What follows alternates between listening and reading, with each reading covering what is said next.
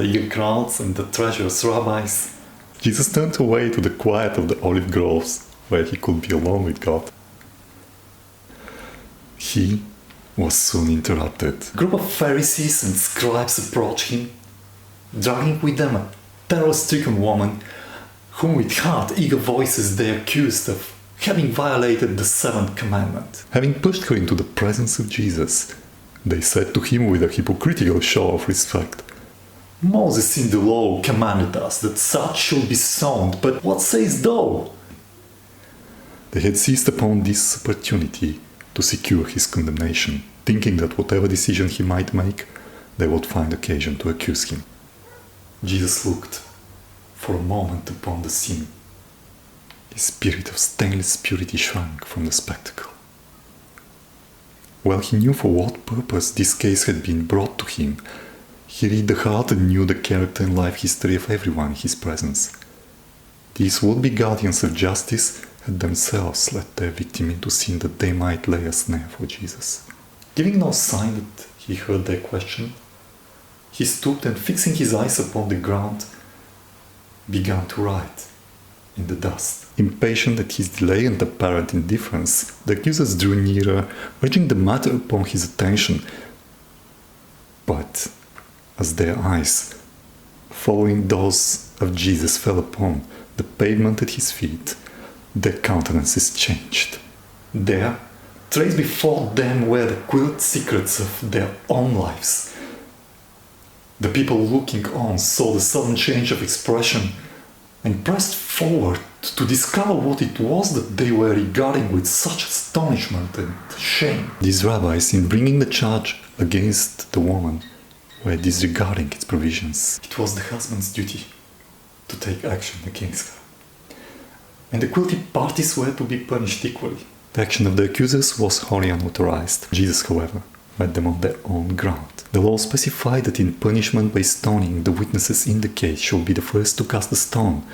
Now rising and fixing his eyes upon the plotting elders, Jesus said, "He that is without sin among you, let him first cast a stone at her."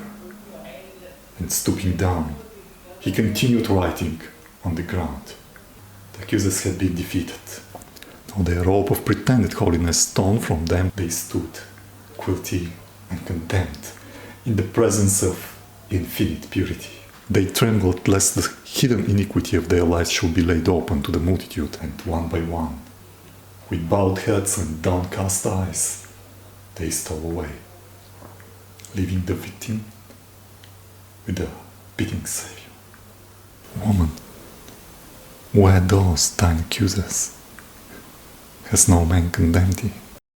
No man, Lord. Neither do I condemn thee. Go and sin no more. The woman had stood before Jesus cowering with fear. His words, "He that is without sin among you, let him first cast a stone," had come to her as a death sentence. She dared not lift her eyes to the Savior's face, but silently awaited her doom. In astonishment she saw her accusers departing, speechless and confounded.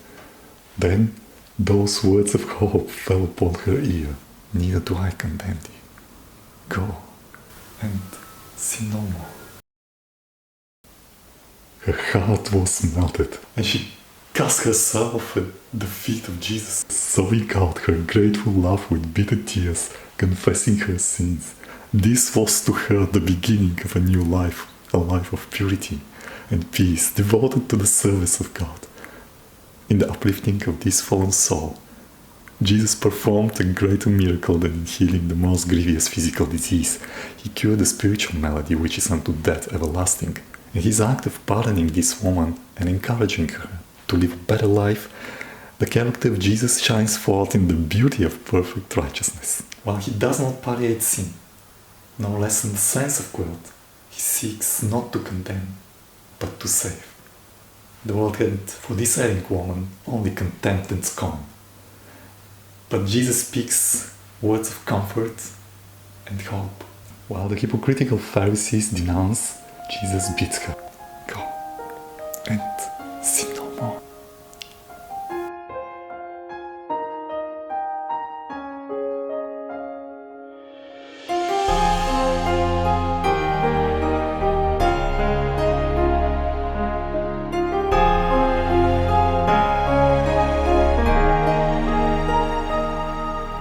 My pen is lying dormant.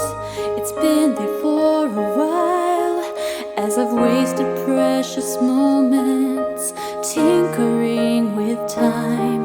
Now I'm praying for